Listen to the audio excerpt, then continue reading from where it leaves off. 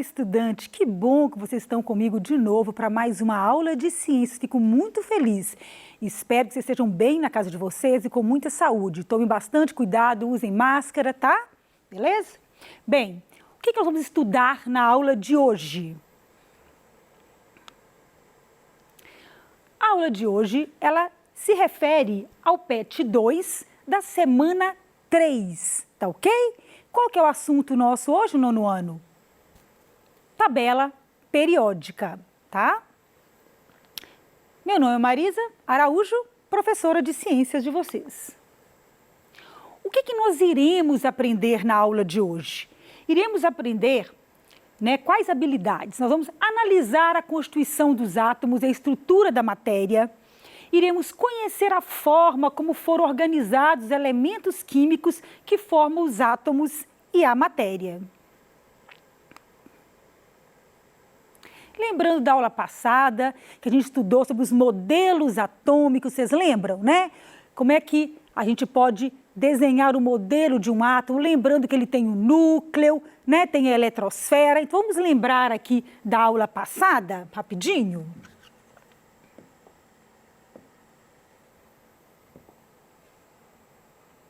Olha, eu coloquei aqui o átomo de hidrogênio e o átomo de hélio. Lembrando aqui, olha, que nós temos aqui, ó, os prótons lá no núcleo, né? E aqui nós temos o núcleo, ó, com os prótons de azul, o nêutron de branco e aqui a eletrosfera, né? Onde possivelmente nós vamos encontrar os elétrons, tá? Então, nós denominamos de elemento químico o quê? Olha só. É um conjunto de átomos que possuem o mesmo número. Opa, coloquei por cima aqui, deixa eu apagar. É um conjunto de átomos que possuem o mesmo número atômico. Mas, Marisa, o que é número atômico?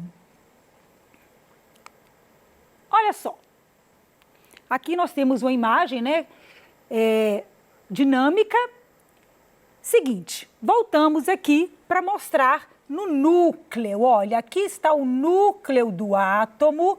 Nós temos ali os prótons e os nêutrons, tá certo? Os prótons e os nêutrons estão dentro do núcleo, tá? E girando ao redor ali na eletrosfera, os elétrons. Eu vou chamar o número de prótons, tá? Vou utilizar a letra Z, que é o número atômico. Olha que interessante, pessoal. O número de prótons é como se fosse a identidade do átomo. Olha, todas as pessoas têm uma identidade, tá? E ninguém pode ter um número igual ao outro. Então, o átomo, ele tem uma identidade, que é o número atômico, que ela não pode se repetir, tá certo? Cada elemento vai ter um número de próton definido, tá certo? Eu consigo identificar o átomo dessa maneira, tá? Então, eu vou usar a letra Z para identificar o número de prótons e lembrando que cada elemento é diferenciado pela quantidade de prótons que seus átomos possuem. Então, decora aí, o número de prótons é a identidade do átomo e está lá no núcleo, beleza?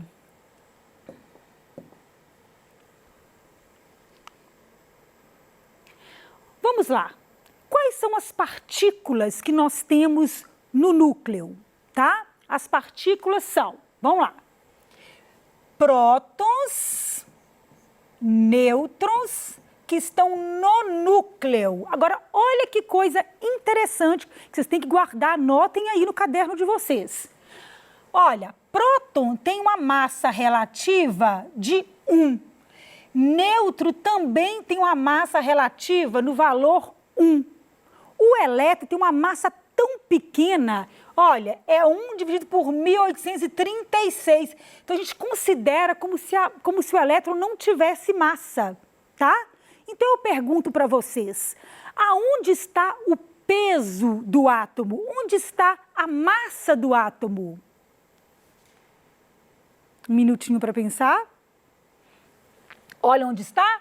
no núcleo, tá? O núcleo é que tem a massa e o peso do átomo. Então, se eu quiser calcular, Marisa, qual que é a massa desse elemento químico? O que eu vou ter que fazer? Eu vou ter que somar o que está no núcleo, que é prótons e nêutrons, porque são aí os elementos que têm massa, tá? O elétron eu vou considerar, né, como se não tivesse massa, mas é porque a massa dele é muito pequenininha. Agora, olha que interessante agora, carga elétrica. O próton tem carga mais 1, positiva. O nêutron, 0, olha o nome, gente, nêutron, é neutro, tá? E o elétron, menos 1. Então, eu costumo fazer assim, olha, próton, eu ponho P mais 1. Próton, positivo, massa 1. Aí eu ponho nêutron, 0, porque ele não tem carga, e massa 1. Agora, olha o elétron. Elétron menos 0, porque o elétron, carga negativa, e a gente vai considerar a massa como se fosse 0. Tá? É uma maneira aí de você memorizar. É muito bom quando a gente desenha, escreve, a gente memoriza, tá? Isso ajuda o cérebro da gente a fazer associações, a ver se você lembra até da cor da caneta que você escreveu. Isso é uma dica bem interessante, tá? Agora, vamos imaginar uma coisa. Vamos lembrar lá, né?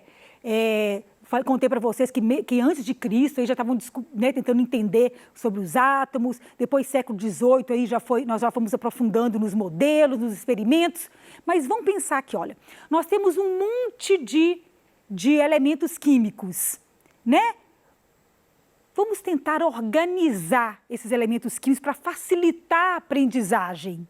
Então, gente, o que aconteceu? Olha só.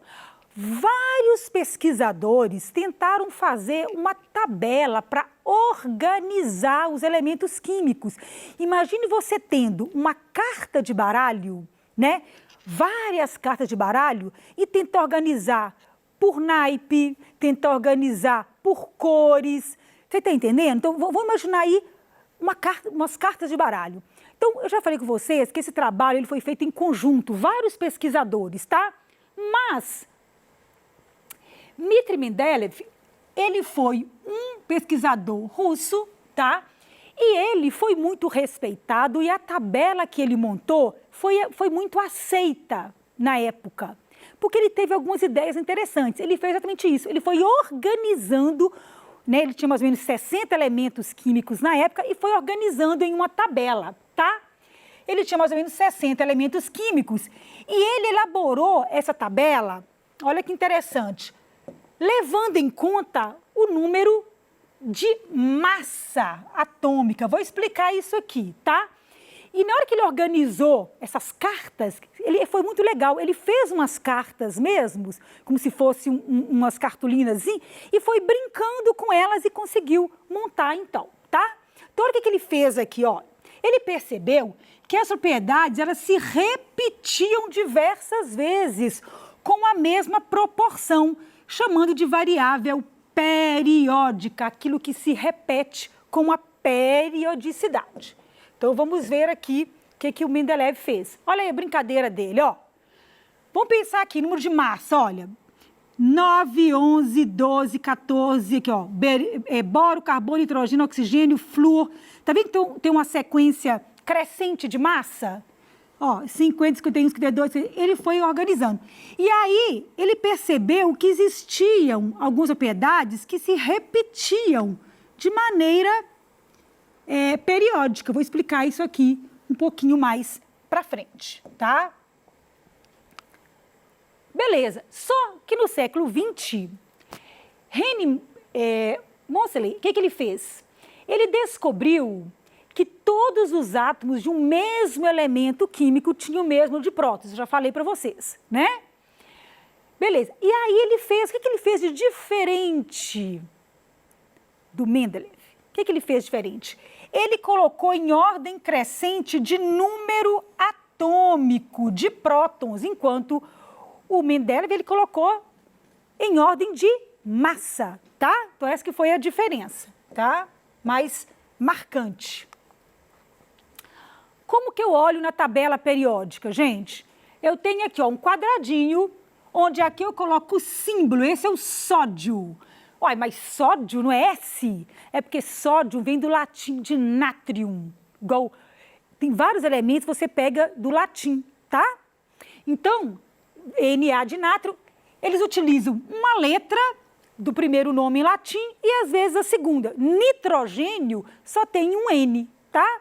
Mas o sódio aqui tem Na, porque senão ele ficaria igual ao nitrogênio, né? Não tem jeito.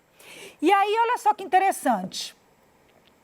Aqui eu tenho o número atômico, que é 11 do sódio, e aqui eu tenho a massa, que é 23. Isso pode alternar na tabela. Tem tabela que vem em cima, o número atômico e a massa embaixo, e outras invertem. Então, você tem que prestar atenção na legenda, tá? Beleza.